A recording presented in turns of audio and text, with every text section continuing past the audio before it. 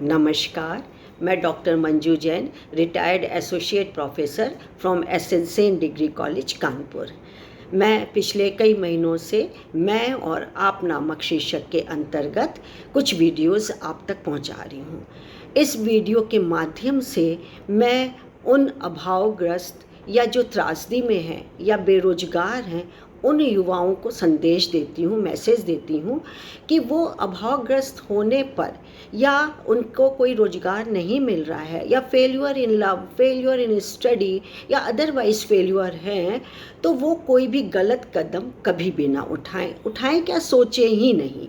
और दुनिया में झांक करके देखें कि करोड़ों ऐसे लोग हैं जो बहुत गरीबी में पले हैं, जिनका बचपन बहुत अभावग्रस्त रहा है, जिन्हें प्रताड़ित और त्रासदी झेलनी पड़ी है, गरीबी झेलनी पड़ी है, और वो आगे बढ़ करके अपनी मंजिल तक पहुँचे हैं और एक दूसरे के लिए एक प्रेरणा स्रोत बने हैं।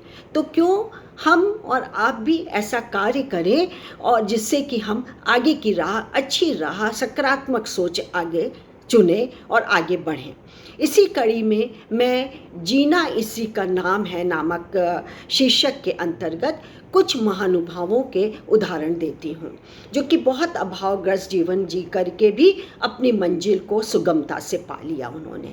तो इस कड़ी में मैं आज बताती हूँ मार्लिन ब्रैंडो। जी हाँ, आपने सुना होगा, महान ऑस्कर प्राप्त अवार्ड मिला है जिन्हें, जिनकी कि गॉडफादर नामक एक फिल्म आई थी जिसमें कि उन्हें ऑस्कर अवार्ड मिला था। ना देखा हो तो आप ज़रूर उन्हें देखिए। तो मैं बताती हूँ कि वो मन में ये सोचते थे, या हम सभी सोचते हैं, कि माँ का आंचल, माँ का प्यार, माँ का सिर्फ देखना भर, प्यार से निहारना भर सबसे बड़ा नसीब होता है। माँ के आंचल में जो सुख है, जो संतोष है, वो कहीं भी नहीं है। लेकिन कुछ ऐसे भी बदनसीब बच्चे हैं जिन्हें माँ बाप के होते हुए भी वो प्यार नहीं मिला, वो आंचल की छैया नहीं मिली, छाँव नहीं मिली, बल्कि प्रताड़ना मिली, उपेक्षा मिली, त्रासदी मिली, और बच्चे सहम के रह जाते थे, रो करके रह जाते थे।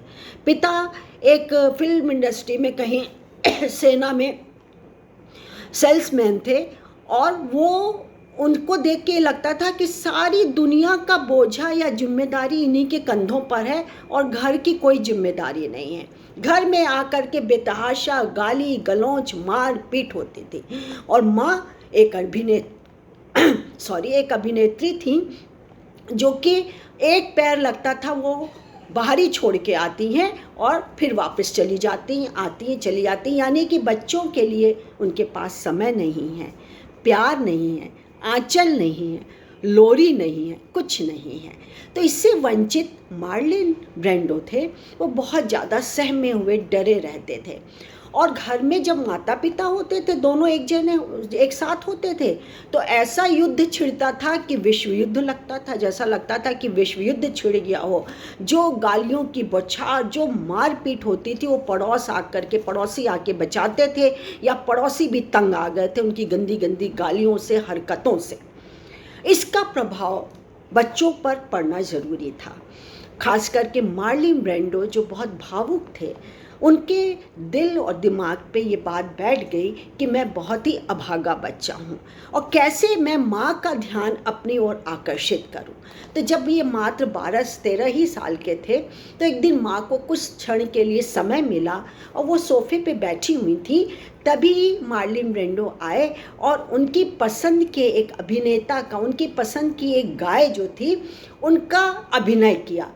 तो माँ हल्का सा मुस्कुराई। उन्हें जो उनको खुशी मिली, उन्होंने अपनी कहानी में लिखा है कि वो पल मेरे लिए सबसे अच्छा पल था, जब माँ ने एक पल मुझे मुस्कुरा के निहारा था। फिर तो उन्होंने ये सोच लिया, ये ठान लिया कि यदि मैं अभिनय क्षेत्र में जाता हूँ तो माँ को अपनी तरफ आकर्षित कर लूँगा।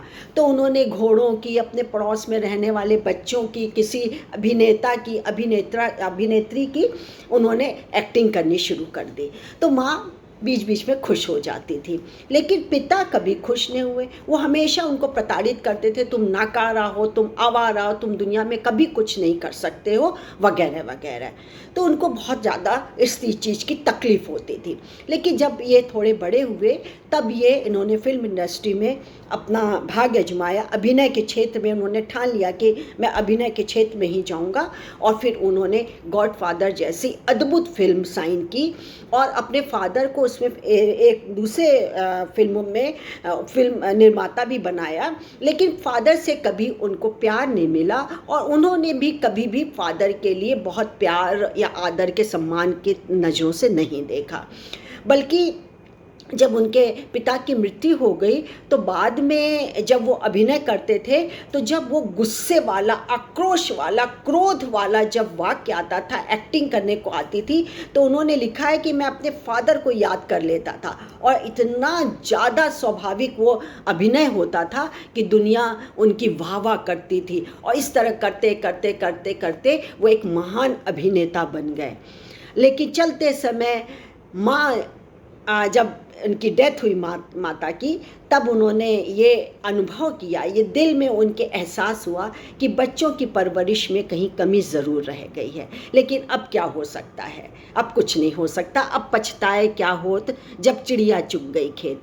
तो मैं आपको यही संदेश देना चाहती हूँ कि प्रिय युवक, युवतियाँ या अन्य लोग भी हैं, आप बिल्कुल निराश ना रहें। आज कोरोना के पीरियड में बहुत लोग दुखी हैं, बहुत लोग बेरोजगार हैं, काम धंधा छूट गया है, लेकिन कोई बात नहीं है, आपके लिए दूसरा रास्ता कोई ना कोई ईश्वर ने खोला ही है।